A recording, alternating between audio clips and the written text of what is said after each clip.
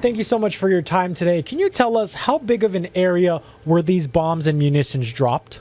Yeah, Dylan. So during World War II, the military converted about 200,000 acres of ranch land. It was owned by Parker Ranch into this massive World War II training camp with about 50,000 Marines. So they trained there before heading off to Japan.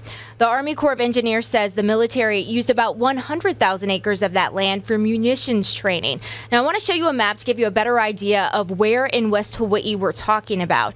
You can see the area includes Waimea, Waikoloa Village, all the way down to the beaches. And each one of those blue dots you see there actually pinpoints where munitions have been found.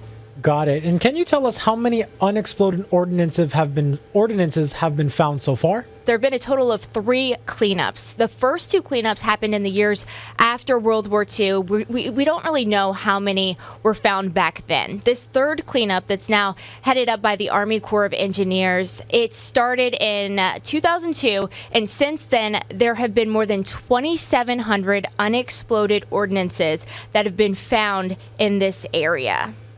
Now that is a pretty staggering number there, a lot to be uncovered. Can you tell us what danger do they still pose to the community? Yeah, Dylan, we're talking about military explosives, bombs, grenades, mortars, practice landmines, projectiles. Dangerous stuff here, and they can be anywhere. Larger ones, according to officials, are typically found buried deeper in the ground, but not always. And then others have been found on the surface, camouflaged by vegetation. That's definitely concerning that they're so close to the surface. Now, unfortunately, we understand there have been some deaths tied to these. Can you talk about that? Yeah, so over the years, 4 people have died. Other people have been hurt. People are in these areas. These can really be anywhere. And that's the big concern, is when people are outside digging, doing things in the soil, they really need to be careful. They need to be aware that these dangers are there potentially. Mm-hmm. And now looking forward, tell us, what does the cleanup effort look like? What needs to be done? And essentially, how long will something like this take to complete? So what I really learned throughout this investigation is this is a lengthy process with a lot of government red tape. Nothing happens quickly. Everything has to go up the rank, get approved before work can actually begin. And the work is done with a variety of different metal detectors, and it's done step by step. People actually going through these areas on foot. A lot of it is tracked by GPS, so they make sure they're not missing any pieces of land, but it's very time consuming.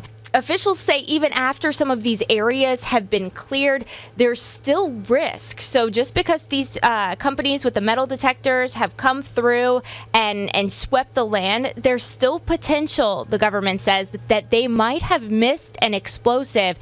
So people still need to be really careful, especially, like I said, when you're digging or doing any kind of construction work out there. We're told that these unexploded ordnances are relatively inert if you just leave them alone. It's when you touch them, if you pick them up, if you hit them when you're digging, that's when they could potentially explode. So a long-term cleanup process is what we're looking at here, right? Well, we've already been going 20 years, and there were 2 cleanups before that. The Army Corps of Engineers says that they estimate the life cycle for this project is another 30 years. So that puts us at around 2053, but the Department of Health is kind of skeptical whether it can all be done by then. Right now, we're less than, out of the entire 100,000 acres, less than 1% is considered at response complete, and we've been going 20 years already. Wow, that's incredible. Last question for you.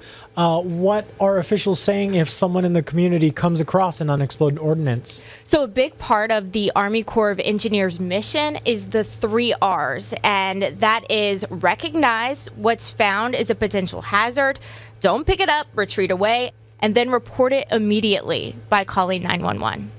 Allison Blair with an in-depth investigation into these hidden hazards. Thanks so much for joining us here on This Is Now. It's great.